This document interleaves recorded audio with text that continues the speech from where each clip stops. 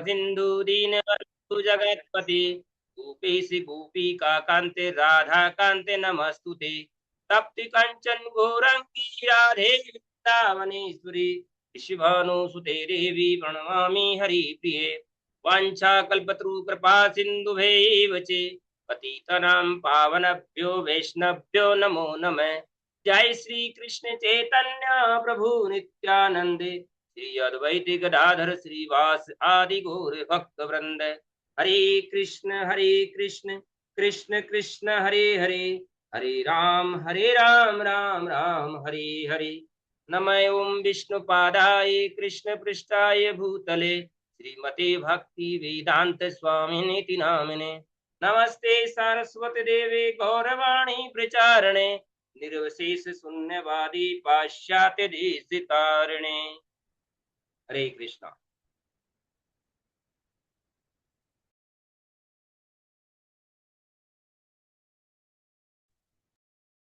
हरे कृष्णा। तो हमारे बीच में हिज होलीनेस भक्ति भूषण गोविंद स्वामी महाराज जी पधार चुके हैं। तो महाराज जी का हम वेलकम करेंगे हरे कृष्ण महामंत्र बोल करके। हरे कृष्ण कृष्ण कृष्ण हरे हरे, हरे राम राम राम हरे हरे। हरे कृष्ण महाराज, आपके चरणों में दंडवत प्रणाम। हरे कृष्णा। मंगला मंगलाचरण हो गया। जी महाराज।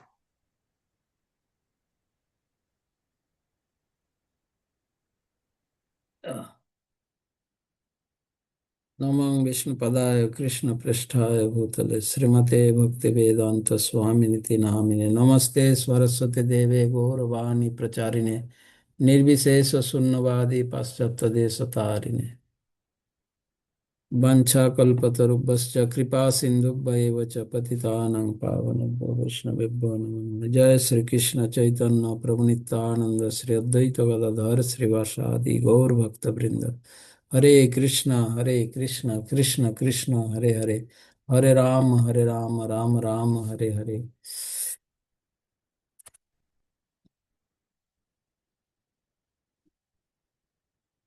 तो आज हम दूसरा अध्याय प्रारंभ करेंगे चर्चा। Second chapter. तो पहला अध्याय के अंत में हमने यह डिस्कस किया जो अर्जुन में भक्त उचित भक्त के अनुसार उनके मनोभावनाओं का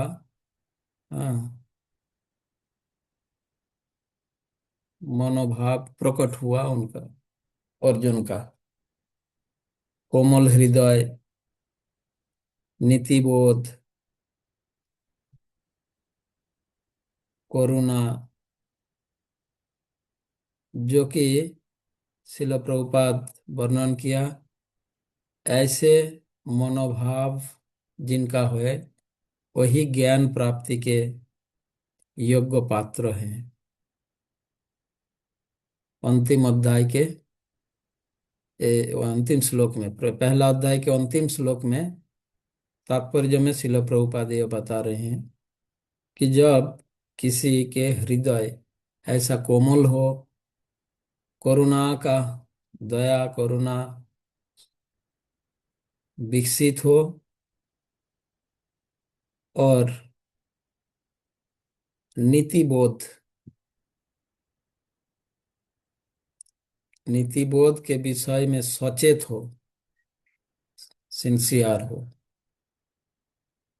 जब ऐसे गुण होते हैं किसी में तो ज्ञान प्राप्ति के योग्य होते हैं। यह प्रभुपाद 46 नंबर श्लोक के तात्पर्य में यह बताया। अब पहला अध्याय और दूसरे अध्याय के बीच में कनेक्शन क्या है जो हम दूसरे अध्याय प्रारंभ करने जा रहे हैं। इसमें कनेक्शन यह है, युद्ध को अवॉइड करने के लिए अर्जुन जो तर्क तथा उनका जो संशय उन्होंने रखा, बताया। अपने तर्क रखना तो अपना संशय के बारे में कहने के बाद वे अर्जुन ने किंग कर्तव्य विमूढ़ हो गए और निर्णय की स्थिति में आ गए। पहला अध्याय में हमें यह पता चला अर्जुन की स्थिति। अर्जुन युद्ध को अवॉइड करने के लिए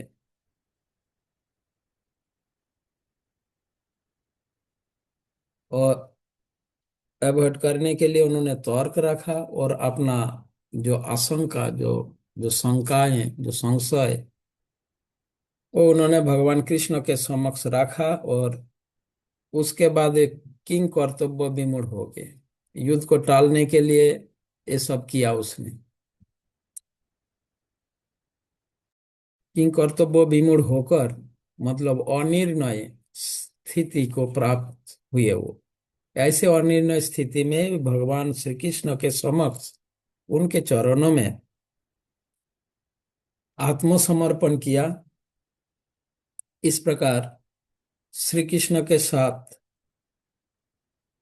जो पहले मित्रता की संबंध थी, वह अब गुरु शिष्य के संबंध का रूप धारण कर लिया।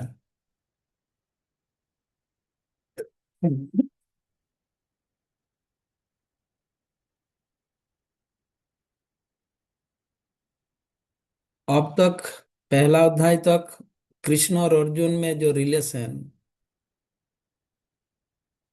सर सामान्य तो क्या करते हैं, हम किसी से बातचीत करते हैं, उनसे जो व्यवहार करते हैं संबंध के आधार पर,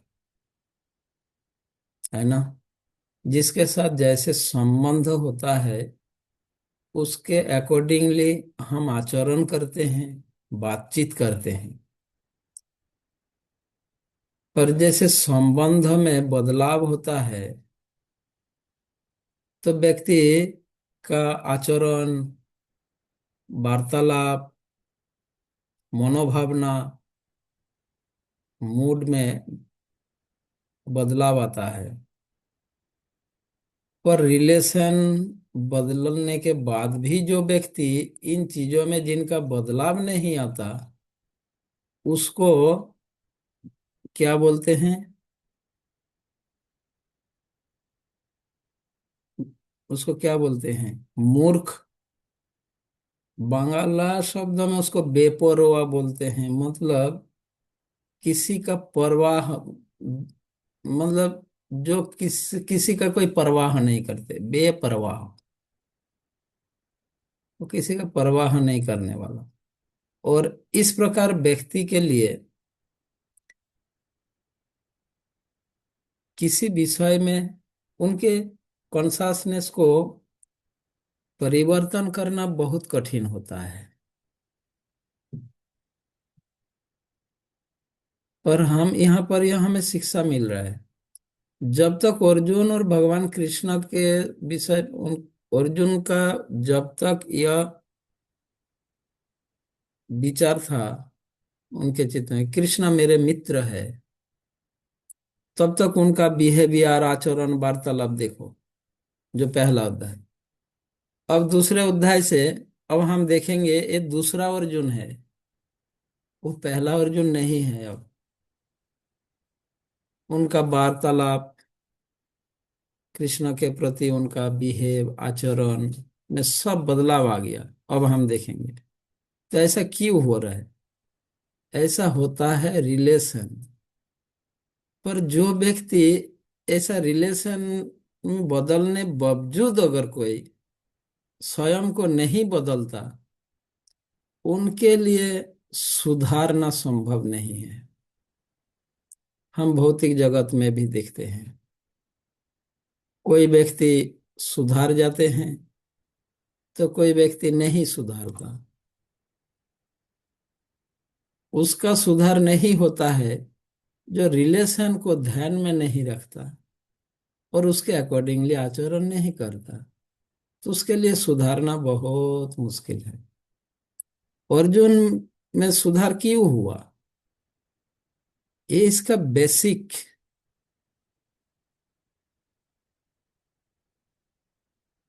अंडरस्टैंडिंग है। जब व्यक्ति में ऐसा बेसिक अंडरस्टैंडिंग होता है तो वो स्वयं को बदल सकता है और सुधार सकता है। अर्जुन में ऐसे अभी दूसरे अध्याय से अर्जुन का दूसरा मूड, दूसरा रूप, दूसरा बिहेवियर, दूसरे प्रकार के आचरण अब आएगा। अब तक उन अर्जुन में जो आचरण हो रहा था भगवान कृष्ण के साथ, हाँ, तर्क कर रहे थे, आर्गू कर रहे थे, ये कर रहे थे, अब ऐसा नहीं करेंगे। मेरे लिए जो कल्याण है आप जैसे ठीक समझो। हाँ, अब बदलाव देखो, मूड में क्या बदलाव आएगा। आप जैसे मेरे को ना, अब तक क्या कर रहे थे, नहीं नहीं मैं जो सोच रहा हूँ वही सही है। ये जो भाव में, विचार में, वार्तालाप, आचरण में पूरा परिवर्तन। ठीक है। तो ये सबसे बड़े शिक्षणीय विषय और पहला अध्याय दूसरा अध्याय का कनेक्शन यही है।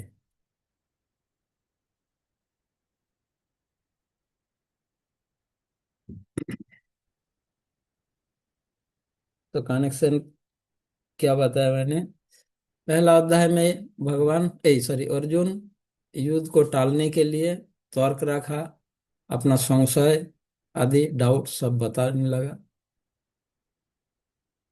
और दूसरे अध्याय में हम देख रहे हैं वो सरेंडर कर रहे हैं कृष्ण में। तो ऐसा परिवर्तन क्यों हुआ रिलेशन। अब तक अर्जुन और कृष्ण को अर्जुन अपना मित्र मान रहे थे, मित्र के साथ जैसे बात करते हैं, जैसे आचरण करते हैं, जैसे बिहेव करते हैं, ऐसे कर रहे थे। अब जब वो अनिर्णय स्थिति में आ गया खुद ही, अब करे तो क्या करे। और देख रहे हैं कि ये मेरे मित्र पूरा चुप है, कुछ बोल नहीं रहे। ठीक है। अर्जुन कितने बुद्धिमान है, देखो कितना इंटेलिजेंट है। नॉर्मली जो जो बुद्धिमान नहीं होता है ना, ये चुप गंभीर व्यक्ति को देखकर ऐसा देखकर वो उसको अरे इससे क्या बात करे, मैं जो सोचता हूँ वही ठीक है, ये तो कुछ बोल ही नहीं रहे। पर बुद्धिमान व्यक्ति समझ जाता है मेरा इतना विचलित स्थिति को सुनकर जानकर भी ये स्थिर है, इसमें तो कुछ है। अगर यही स्थिति उनके जगह अगर मेरे जगह अगर कोई और होता और मैं इसके जगह होता तो मैं तो विचलित हो जाता ये सब सुनकर। पर ये मेरे मित्र चुप है, स्थिर है, मुझ में इतना, हाँ क्या बोलते हैं, ये हो रहा है, इतना अस्थिरता, इतना ये मैं फील कर रहा हूं। और ये सब वो भी समझ रहे हैं और मैं बता भी रहा हूं, पर भी ये चुप है, कुछ रिएक्ट नहीं कर रहे, कोई प्रतिक्रिया नहीं कर रहे। ये अर्जुन ने कैच किया, ये है बुद्धिमत्ता। इसी कारण वो सरेंडर किया, ये समझ गए गंभीर व्यक्ति ये बहुत सीरियस है, अब इसको इससे कुछ ये होना तो तब जाके उनका सरेंडर भाव आया। क्यों, ये गुण मुझ में है ही नहीं। अर्जुन रियलाइज कर रहे हैं।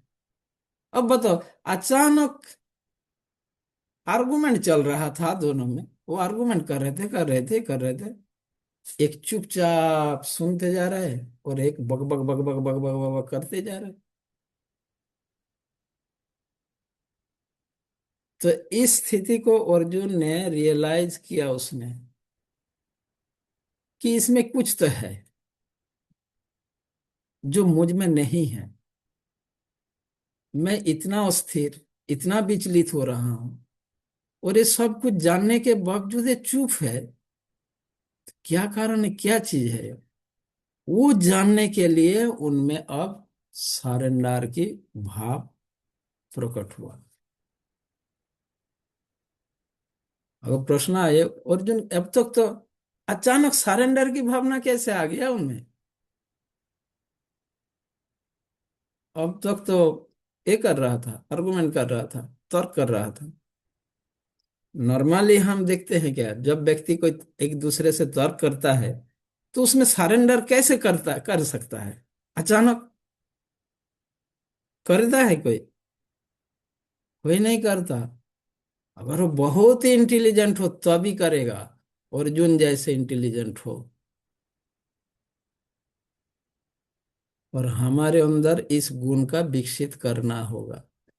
हम क्या करते हैं, वैष्णव के समक्ष, गुरु के समक्ष हमारे अंदर भी यही भाव रहता है, अर्जुन की जैसे। पर ये वैष्णव गुरु ये चुप रहता है, स्थिर रहता है, हमारी अस्थिरता उससे कोई फर्क नहीं पड़ता। पर हम दिमाग से इतना ये है, इसको हम विचार ही नहीं करते, इसलिए हमारी सरेंडर मूड नहीं आता है, और हम इस लाभ से वंचित रहते हैं। अर्जुन ने जो लाभ प्राप्त कर रहे हैं, हम कृष्ण के प्रतिनिधि से वो लाभ प्राप्त होने से वंचित रहते हैं।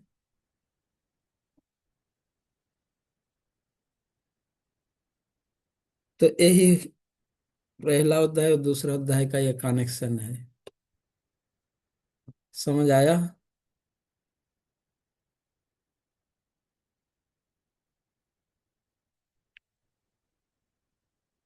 तो दूसरे अध्याय के 1 से 10 श्लोक तक अर्जुन का श्री कृष्ण को गुरु के रूप में स्वीकारना, एक्सेप्ट कर।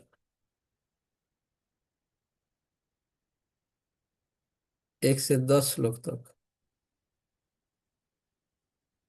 और इसका कनेक्शन मैं अभी बताया संक्षेप में।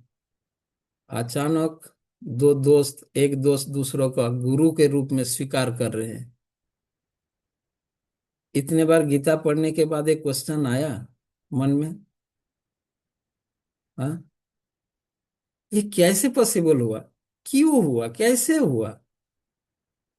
अब तक दोस्ती चल रहा था, अब इसके पैर पकड़ रहा है। ऐसा क्या हो गया कि वो उनका पैर पकड़ने जा रहे हैं? कृष्ण तो कुछ रिएक्ट किया ही नहीं, कुछ अलौकिकता दिखाया नहीं, कुछ भोगवत्ता दिखाया नहीं, चुपचाप स्थिर था कृष्ण, बस। तड़पते जा रहा था अर्जुन, और ये स्थिर था। तो अचानक उनके पैर पकड़ने क्यों चला गया? क्या रीजन है?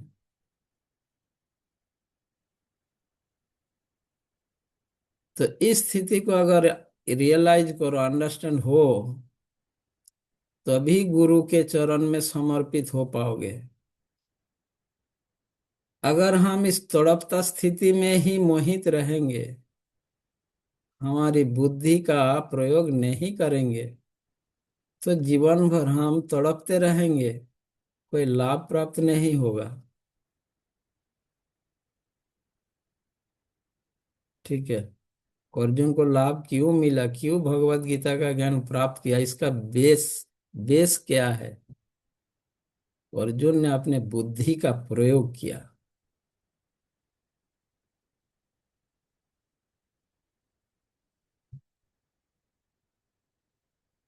तो जब व्यक्ति यह समझ पाता है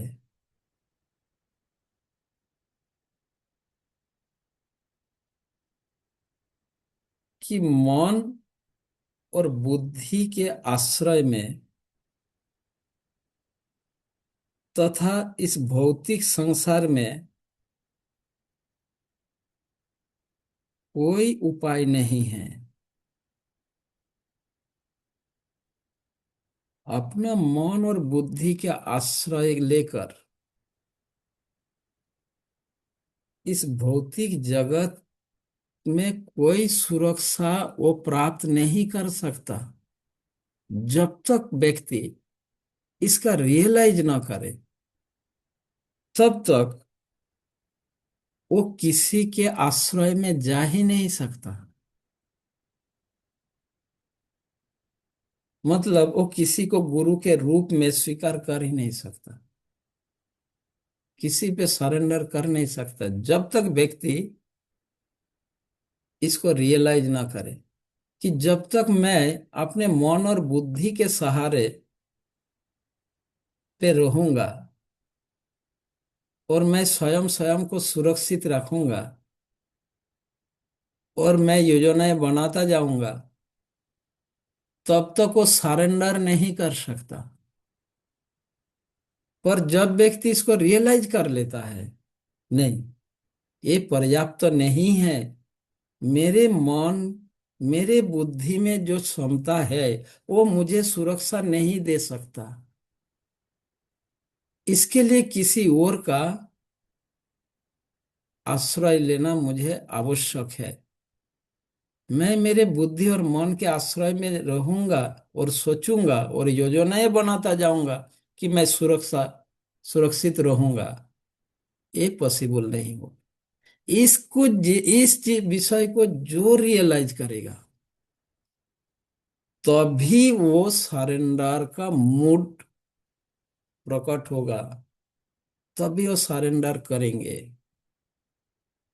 अर्जुन ने इसको रियलाइज किया। अब तक वो अपने मन और बुद्धि के सहारे में थे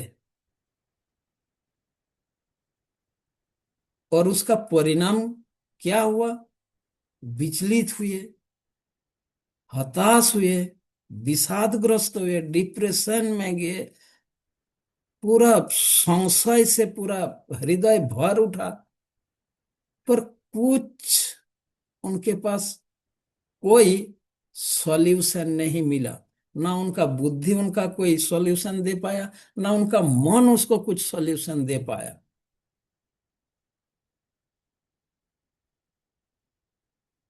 कोई समाधान नहीं दे सका अर्जुन का मन और बुद्धि अर्जुन को। जब व्यक्ति इस विषय को रियलाइज करता है कि इस भौतिक संसार में मेरे मन और बुद्धि मेरे समस्या का समाधान नहीं कर सकता, तभी वो गुरु का आश्रय, किसी और का आश्रय उनको लेना आवश्यक है, अन्यथा वो अपने समस्याओं से मुक्त नहीं हो सकता और न ही वो सुरक्षित हो सकता। इस विषय को रियलाइज करना पहला काम। जब कोई इसको रियलाइज करेंगे तब भी उनमें सरेंडर मूड आएगा और वो लाभवान होंगे। यह शिक्षा है भगवत गीता की।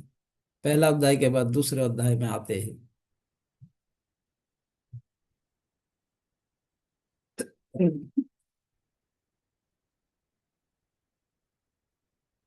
जब तक व्यक्ति मन और बुद्धि के आश्रय में रहता है, अपना अपना मन और बुद्धि के आश्रय में, तब तक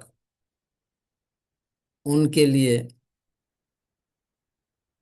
दया, करुणा, सहानुभूति, ये सब महान महान क्या महान गुण के रूप में उनके नजर में आएगा। परंतु उनका मन और बुद्धि, ये महान गुण है, दया, करुणा, सहानुभूति महान गुण है।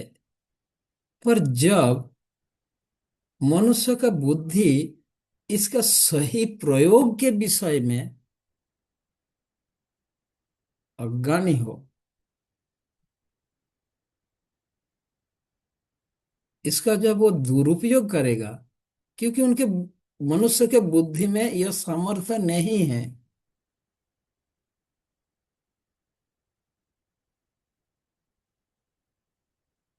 मोहग्रस्त व्यक्ति के बुद्धि में यह सामर्थ्य नहीं है।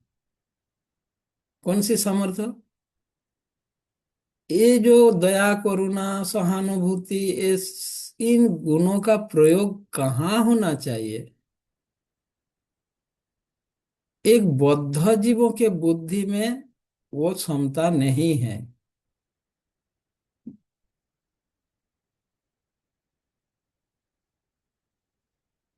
जब तक इस बात को वो नहीं समझेंगे, रियलाइज नहीं करेंगे, तब तक गुरु में सरेंडर केवल नाम के वास्ते सरेंडर होगा, जैसे हमारी हुआ है। हम गुरु के चरण में जो सरेंडर किया, इस सरेंडर का आसपास भी नहीं है, क्योंकि हमारे हृदय में ये रियलाइजेशन ही अभी तक नहीं हुई कि मेरे मन बुद्धि मुझे मेरा समाधान नहीं दे सकता और न ही मुझे सुरक्षा दे सकता है। मैं अपने बुद्धि से कुछ भी योजना है प्लान करूँ ना करूँ, किया करूँ क्यों ना, वो नहीं हो सकता। इसको जब तक नहीं समझेंगे तब तक सरेंडर, शरणागत का केवल नाम के वास्ते, हमें दीक्षा हो गई, शरणागत सेल्टर ले लिया, ये सब रील है, नो रियलिटी है यार। ये सब रील बनता गया। रियलिटी तब होगा जब हम अपने हृदय में इस चीज को रियलाइज करेंगे।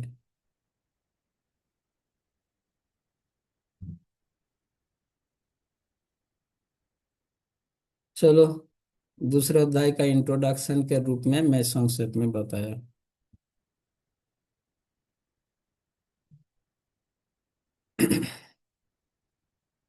भगवत गीता पढ़ते पढ़ते यह चीज स्पष्टीकरण होगा।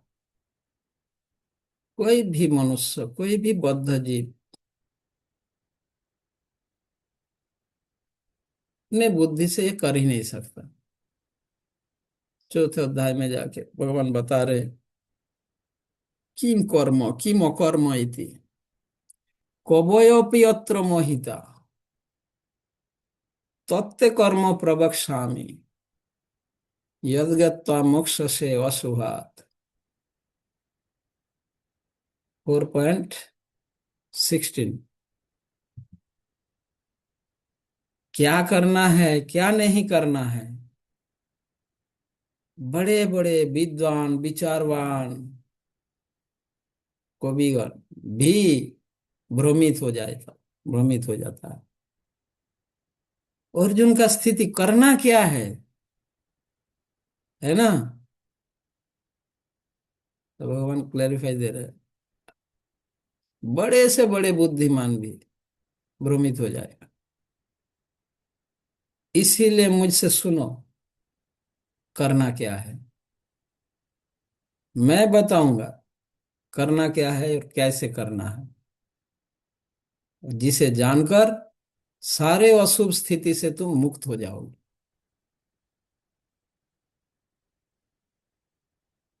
सारे समस्याओं से मुक्त हो गए। तो यही चीज है, जब तक यह हमारा समझ ना आए तब तक हम सरेंडर कैसे करेंगे? हम्म? ये केवल मुंह में हमारी कहना होता है, मैंने गुरु का शरण ले लिया।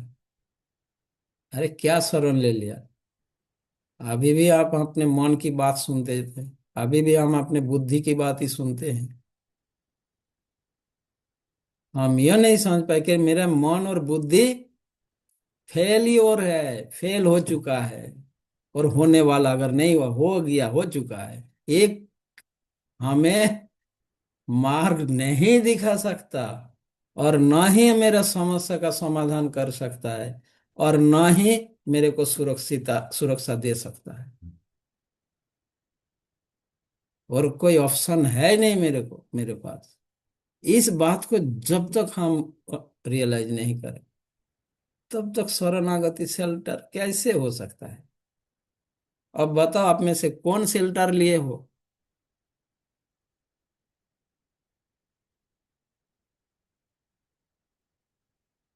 हम्म। गुरु का आश्रय।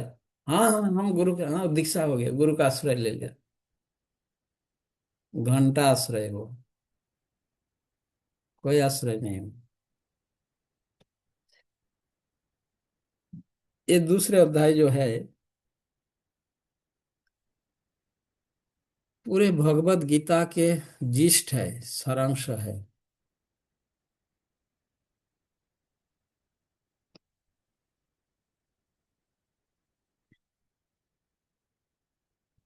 भगवत गीता के जो विषय है, विषय सूची, कर्म योग, ज्ञान योग और भक्ति योग, ये दूसरे अध्याय में इन तीनों के विषय में सार के रूप में प्रस्तुत हुआ है। कर्म योग का बात भी है यहाँ पर, ज्ञान योग का भी है और भक्ति योग का भी है। इसलिए दूसरे अध्याय समग्र संपूर्ण भगवत गीता का सारांश है। गीता का जो विषय सूची, तीन विषयों में, तीन इनका विषय सूची जो है, कर्म योग, ज्ञान योग और भक्ति योग, और 5 तत्व का विश्लेषण है।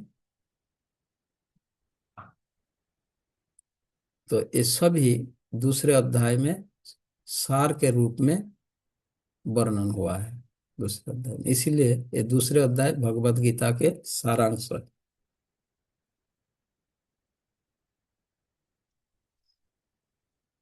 तो 1 से 10 श्लोक तक जब इसमें क्या वर्णन आया मैंने बताया। श्री कृष्ण को अर्जुन ने गुरु के रूप में स्वीकार किया, सरेंडर किया।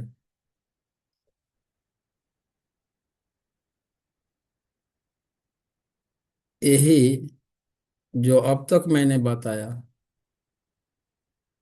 अगर आत्म साक्षात्कार करना है तो पहले यह होना चाहिए। यह है आत्म साक्षात्कार करने का प्रिपारेशन।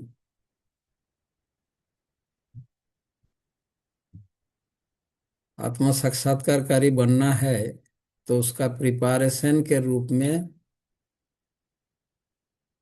क्या प्रिपारेशन लेना है? यह प्रिपारेशन जो अब तक बताया, क्या रियलाइज करना है, क्या समझना है। जब तक यह नहीं होगा तो आत्म साक्षात्कार करने के लिए, आगे तो करने के लिए उससे पहले यह प्रिपारेशन होना चाहिए।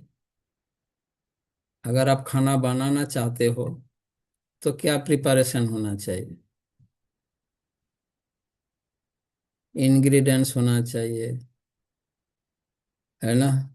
ओवन होना चाहिए, चूल्हा होना चाहिए, गैस या फायर जो भी है उसका व्यवस्था होना चाहिए, बर्तन होना चाहिए। इन सभी का प्रिपारेशन, तब जाके आप खाना बनाने, फिर खाना बनाना आना चाहिए, वो भी सीखना होगा। तो आत्म साक्षात्कार करना है तो उसका प्रिपारेशन यह है, अब तक जो बताया। तो यहाँ पर हम देखते हैं अपराधियों के प्रति अर्जुन का जो अहिंसा का भाव, अपराधियों के प्रति अर्जुन का अहिंसा का भाव, यह देखकर भगवान श्री कृष्ण अर्जुन को अनार्य कहकर भत्सना किया।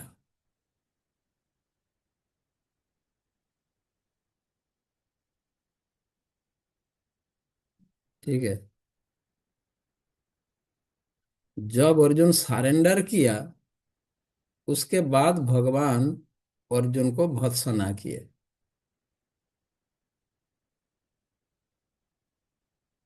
पर भर्त्सना क्यों किए? भगवान अर्जुन को क्यों डांटा, क्यों अनार्य कहा? बताओ। क्योंकि अर्जुन अपराधियों के प्रति अहिंसा दिखा रहा था, वो भी क्षत्रिय होकर।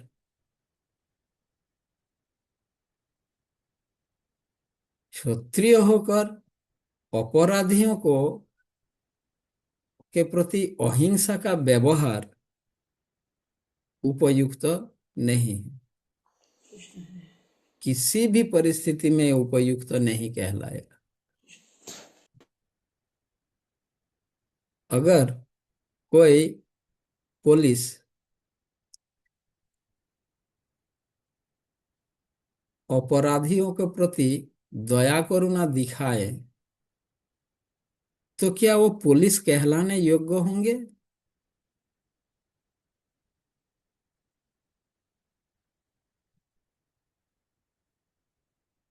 आज के समाज में तो यही है, या तो रिश्वत लेगा या तो देगा।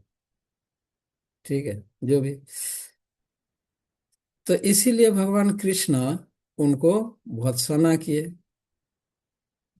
और दूसरी ओर अर्जुन अनिर्णय में आ गया और रियलाइज कर लिया अब मेरे क्षमता के बाहर है, मैं अपनी समस्या सुलझा नहीं सकता, मेरे बुद्धि मन फेलियोर, मन और बुद्धि में फेल हो गई, इसलिए अनिर्णय में आ गया। अनिर्णय में आने के और इस पर ये रियलाइज करने के कारण सरेंडर किया। और जैसे सरेंडर किया, अब कृष्ण गुरु का पोजीशन ले लिया। ठीक है। अब तक कृष्ण को अर्जुन अपना मित्र मान रहे थे, वो चुपचाप थे। ठीक है। जैसे सरेंडर किया तो वो अपना पोजीशन लिया। तो 1 से 5 श्लोक तक श्रील प्रभुपाद कुछ महत्वपूर्ण शिक्षाएं दिए हैं दूसरे अध्याय के।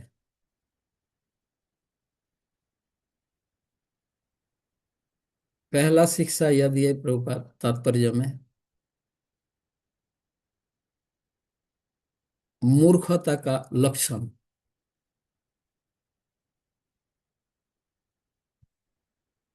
व्यक्ति मूर्ख है या वो विद्वान है, इसका कैसे पहचाने? क्या लक्षण है एक मूर्ख व्यक्ति का? हम्म। मूर्ख व्यक्ति का क्या लक्षण है? मूर्ख का मतलब अनपढ़ नहीं। यहाँ पर मैं अशिक्षित की बात नहीं कर रहा हूँ, इलिटरेट की बात नहीं हो रहा है। मूर्खता, अज्ञानता का सिम्टम क्या है, यह प्रभुपाद तात्पर्य में बहुत सुंदर एक्सप्लेन किया। प्रभुपाद मूर्खता के लक्षण यह बता रहे हैं, जड़ जागतिक सांसारिक विषयों में सहानुभूति, दया, करुणा। जब कोई सांसारिक विषयों में, व्यक्ति में, कार्यों में यह भाव प्रकट करते हैं, दया, करुणा और सहानुभूति का भाव, तो यह मूर्खता का लक्षण है। समझ लेना, एक महामूर्ख है। ठीक है। दूसरा लक्षण,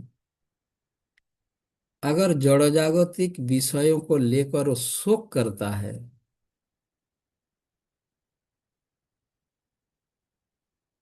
या उनमें मोह प्रकट होता है, या वो अश्रु बहाते हैं,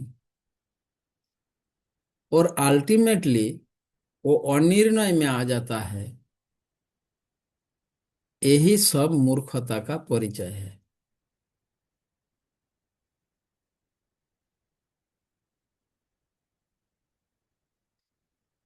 ये सारे अच्छा गुण है। करुणा, सहानुभूति, शोक, मोह, आंसू बहाना, ये सारे अच्छा गुण है। पर ये सारे गुण का प्रयोग जब भौतिक विषयों में होगा, करेगा, कोई व्यक्ति अगर ये सारे गुण का प्रयोग मैटेरियल चीजों में करता है, तो समझना है वो महामूर्ख है।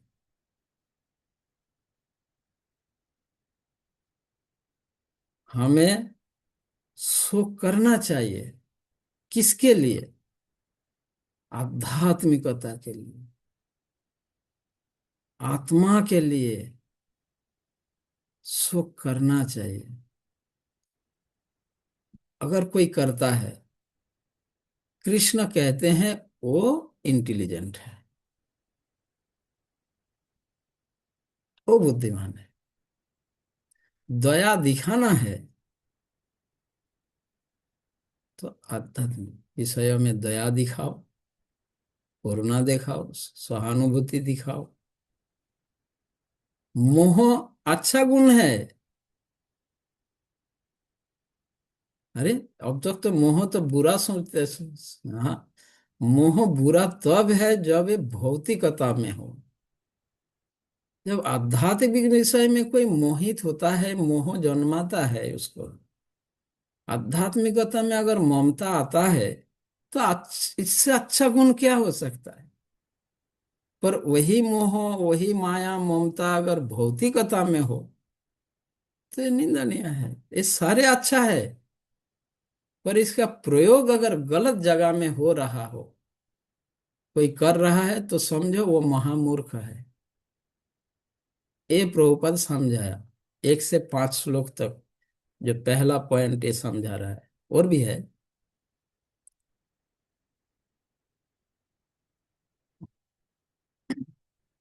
नरोत्तम दास ठाकुर बताते हैं,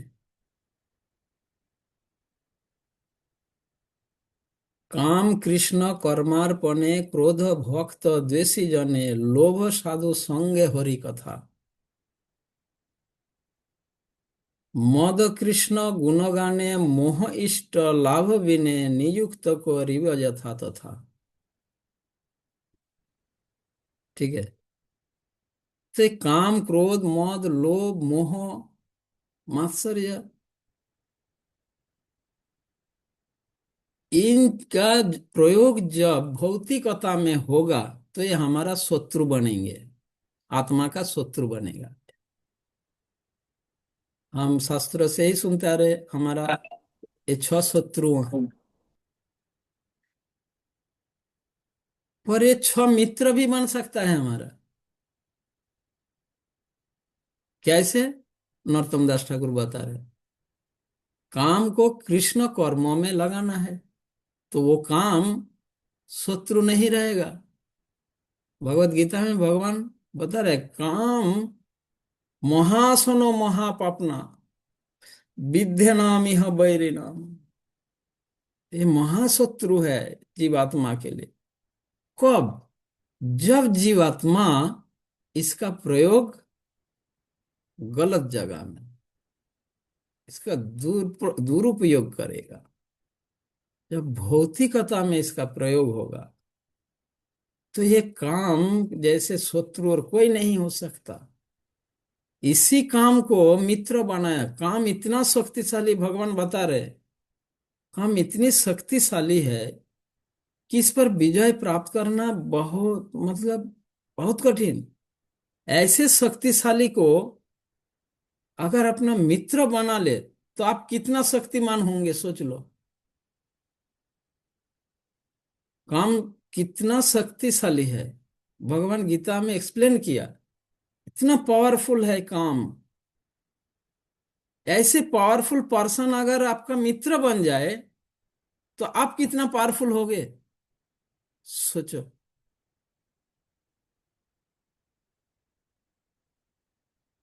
पर उसको मित्र कैसे बनाए, वो जानना है, वो सीखना है। गीता वही शिक्षा दे रहे, नरोत्तम दास ठाकुर यही बता रहे। अन्यथा काम कृष्ण कर्मार्पणे क्रोध भक्त देशी जने लोभ साधु संगे हरि कथा। लोभ को साधु संग में हरि कथा श्रवण करने में हमारा लोभ, लालच हमारे अंदर ये सब है। अब लालच का प्रयोग कहाँ करना है, साधु संग हरि कथा श्रवण करने में। माया ममता कहाँ दिखाना है, मोह इष्ट लाभ विनय। हमारी माया ममता होना चाहिए इष्ट लाभ, कृष्ण प्रेम, कृष्ण के प्रेममय सेवा, उसी में हमारा लालच होनी चाहिए, लोभ होनी चाहिए। लोभ का प्रयोग वहां करो। लोभ साधु संग हरि कथा, मोह इष्ट लाभ विनय, मद कृष्ण गुण गाने। हम पागल है, पागलपन हमारा कहाँ पर है, भौतिकता में। पागलपन अच्छा चीज है। किस में पागलपन होना है, पागल किस में होना है, कृष्ण कृष्ण गुणगान। गुणगान में। कृष्ण का गुणगान करने में पागल हो जाओ। और जो लोग कृष्ण के गुणगान में पागल है ना, शास्त्र उसी को महान कहा है। सबसे बड़े महान व्यक्ति वही है जो कृष्ण के गुणगान में पागल हो गया हो। पागल है, पागल का और कोई होश नहीं रहता है ना, मैड। एक पागल है नारद मुनि, है ना। अब बताओ, नारद मुनि के जैसे पागलपन कृष्ण के गुणगान में और किसी का है?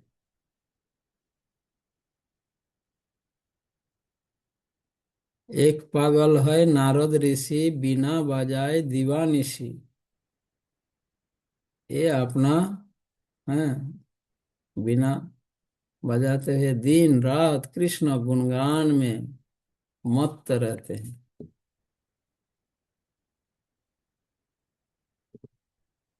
पागलपन भी अच्छा है, पर पागलपन कहाँ होना है, किसमें होना है, ये सारे चीज अच्छा है। पर इसका गलत जगह में प्रयोग होगा तो वो मूर्खता का परिचय है।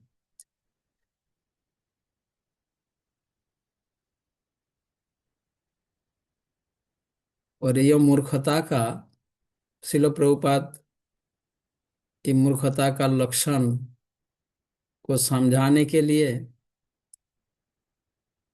उपमा दिए हैं। जो व्यक्ति डूब रहा हो जल में, उसका कपड़ा को बचाना मूर्खता का परिचय है। ये उपमा दिए हैं। जो व्यक्ति बाहरी वस्त्र पोशाक के लिए शोक करता है, उसको शूद्र कहा गया है। अनार्य यानी शूद्र। भगवान ने अर्जुन को भत्सना किया, अनार्य शूद्र कहकर, अनार्य शूद्र कहकर भत्सना किए। और अनार्य का परिभाषा यही है, जो व्यक्ति जिस विषय में शोक नहीं करना चाहिए, जो व्यक्ति ऐसा बाहरी पोशाक के लिए शोक करता है, हाँ, वो अनार्य। और इसका समझाने के लिए एनालॉजी दिया, जो व्यक्ति डूब रहा हो उसके पोशाक के लिए शोक करना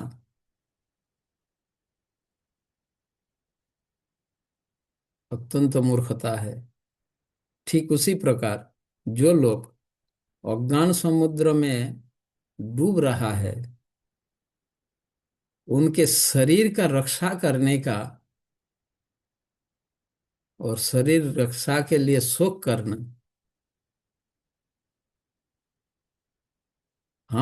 सारे जीव, बद्ध जीव अज्ञान के समुद्र में डूब रहा है।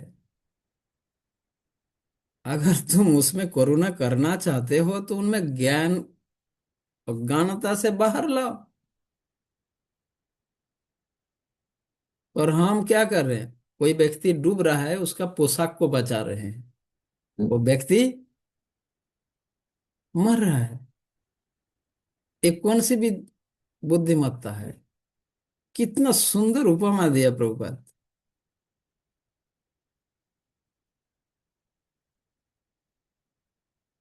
तो ये जो अज्ञानता versus self realization, ignorance versus self realisation,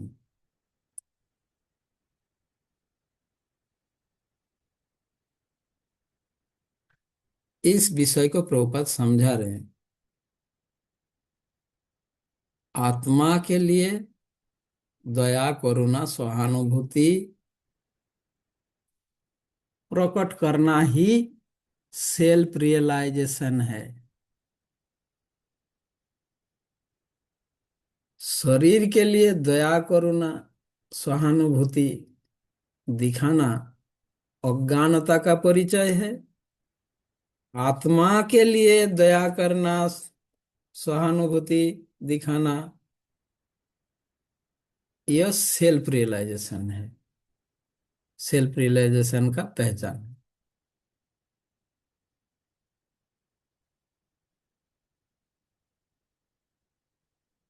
और इसका शुरुआत स्वयं में करना है पहले।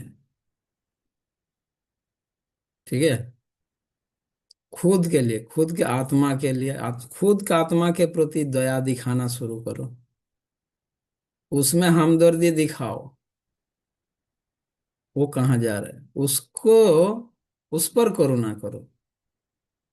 चैतन्य महाप्रभु तो यही कहा ना, जन्म सार्थक करी कर परोपकार।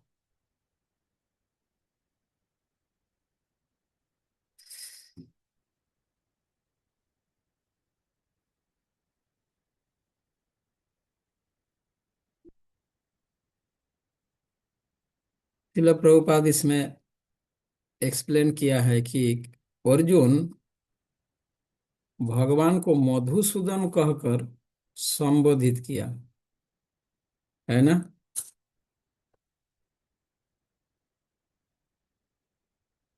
कथं भीष्म अहम संख्ये द्रोणम च मधुसूदन ईशुभी प्रतियोत्सामि पूजार्हा वरिसूदन।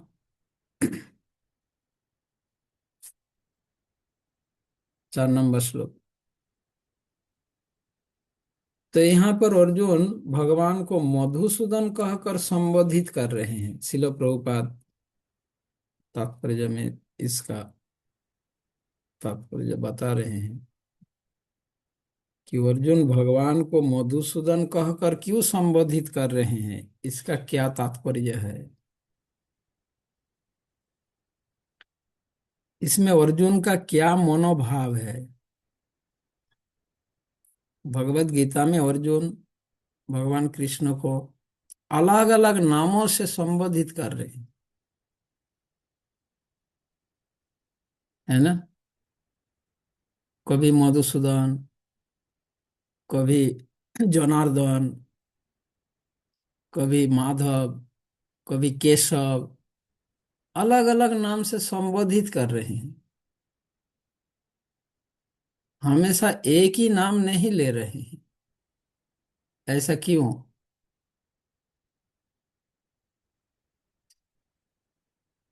इस संबोधन से, जब व्यक्ति व्यक्ति के संबोधन से व्यक्ति के मनोभावना पता चलता है,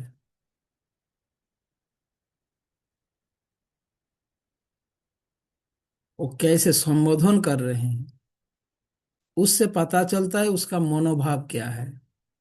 तो अर्जुन के संबोधन से यह पता चलता है अर्जुन का मनोभाव क्या है, जो प्रभुपाद एक्सप्लेन किया है। अर्जुन जब मधुसूदन कहकर संबोधित किया भगवान श्री कृष्ण को, इसमें अर्जुन का मनोभाव यह है, मधुसूदन कहा भगवान को कहकर संबोधित किया। मधु नामक दैत्य को भगवान कृष्ण ने वध किया, इसलिए उनका नाम मधुसूदन हुआ। ये मधु नामक दैत्य को वध करके उन्होंने संसार का कल्याण किया।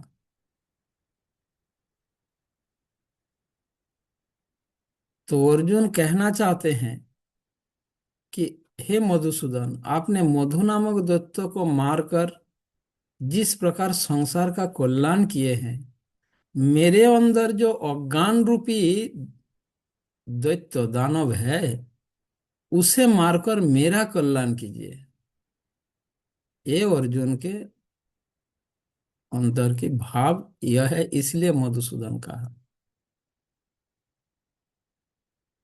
मधुसूदन कहने का तात्पर्य यह है, अर्जुन यह कहना चाहते हैं कि हे कृष्ण, आपने मधु नामक दैत्य को मारकर, दानव को मारकर जिस प्रकार संसार का कल्याण किए हैं, उसी प्रकार मेरे हृदय में जो अज्ञान रूप दानव दैत्य है, उसे मारकर मेरा कल्याण करो।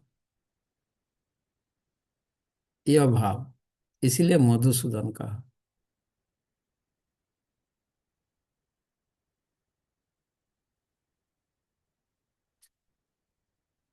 चलो, आज का समय समाप्त। 2-3 मिनट ही है। आज का दूसरे अध्याय का इंट्रोडक्शन में टाइम चला गया, पर वो बहुत जरूरी है, अन्यथा गीता समझ पाना संभव नहीं। कोई प्रश्न है तो पूछ सकते हैं, 2 मिनट है।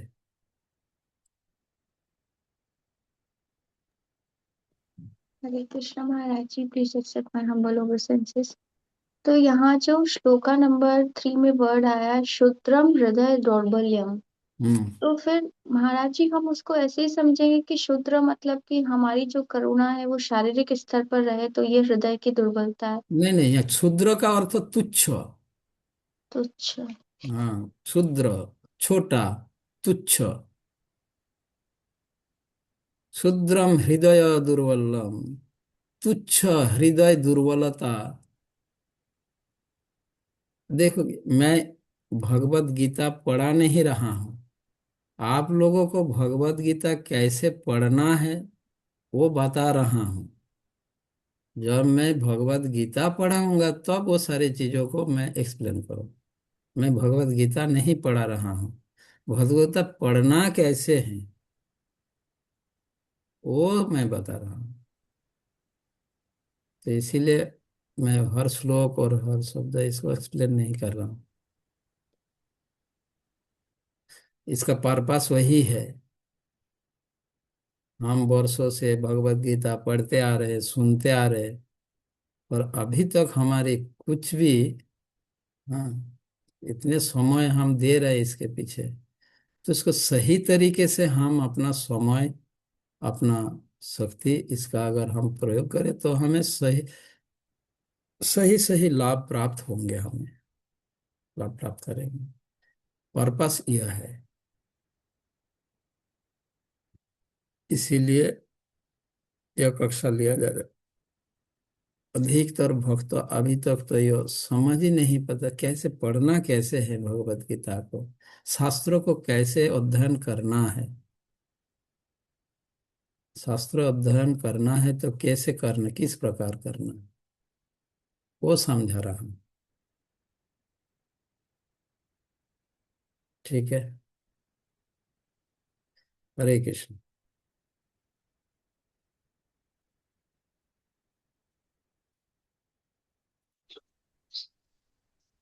जय श्रील प्रभुपाद की जय। हरे कृष्ण। परम पूज्य भक्ति भूषण गोविंद स्वामी महाराज की जय। जय। महाराज जी का हम धन्यवाद करेंगे। हरे कृष्ण महामंत्र बोल करके सभी भक्त अनम्यूट करें। हरे कृष्ण कृष्ण कृष्ण हरे हरे, हरे राम हरे हरे राम राम राम हरे हरे कृष्ण। हरे कृष्ण। महाराज की जय। आप लोगों को सुनना अच्छा लग रहा है? बिल्कुल बढ़िया लग रहा है। बहुत अच्छा महाराज लग जी रहा है। बहुत सुंदर। गीता के विषय में हम इस तरीके से भी इतना तरीकों से सोच सकते हैं महाराज जी, हम आपके मुखारविंद से सुनकर ही समझ पा रहे हैं, नहीं तो इतने अलग अलग एंगल से नहीं सोचना नहीं, अभी तो मैं गीता नहीं समझा रहा हूँ, गीता को कैसे समझना है वो बता रहा हूँ। यस महाराज जी। मैं भगवत गीता नहीं समझा रहा हूँ, भगवत गीता को कैसे समझना है वो बता रहा हूँ।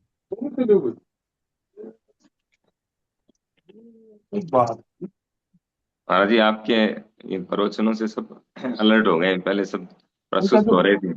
हाँ, आप कथा कर रहे हैं तो सब अलर्ट हो गए, अलर्ट होकर के सुन रहे थे। ये तो सब सुस्त हो रहे थे।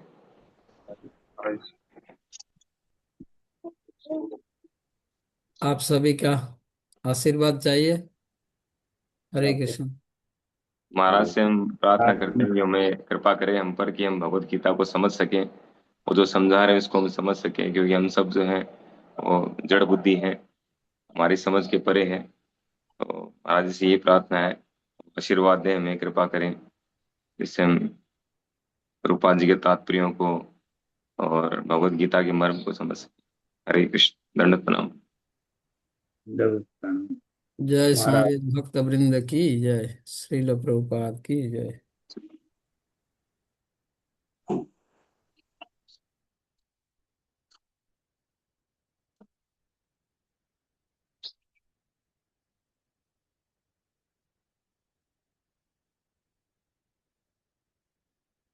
हरे कृष्ण।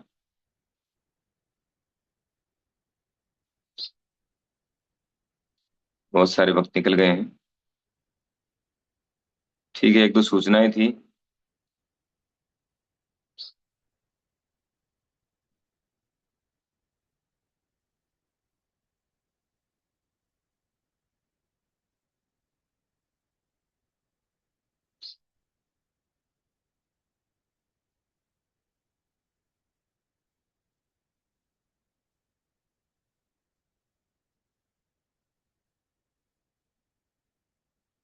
ठीक है, आप मैसेज भेज देंगे ना ग्रुप में। बता दीजिए गुरु जी, गए नहीं वैसे तो बुक जो अदर ग्रुप्स के थे ना वही निकले हैं। भक्ति शास्त्री कोर्स के लिए बताना। भक्ति शास्त्री कोर्स शुरू कर रहे हैं हमारे ग्रुप के लिए, स्पेशली सूर्यकुंज के भक्तों के लिए। और भी कोई ज्वाइन करना चाहते हैं कर सकते हैं। तो लगभग मान लो आप अप्रैल फर्स्ट वीक में शुरू करेंगे इसको, फर्स्ट या सेकेंड वीक से। तो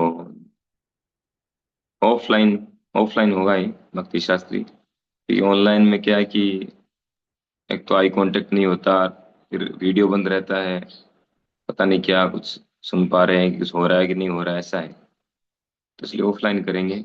और या ऐसा कर सकते हैं, एक क्लास ऑफलाइन हो और एक क्लास ऑनलाइन हो, ऐसा कर सकते हैं। जैसे वर्किंग डे वाला जो है, वर्किंग डे में ऑनलाइन कर लें, और संडे या सैटरडे है उसको ऑफलाइन कर लें, ऐसा कुछ करेंगे। तो आज शाम तक मैसेज डाल देंगे ग्रुप में। ठीक है। हरे कृष्ण। ओके।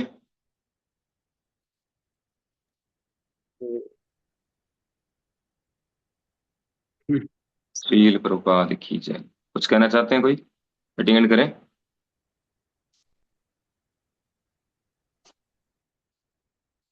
हम्म। ठीक है। श्रील प्रभुपाद की जय, गुरु महाराज की जय, अनंत कोटि वैष्णव भक्त की जय, नमाचार्य श्री हरिदास ठाकुर। सभी भक्तों को धन्यवाद।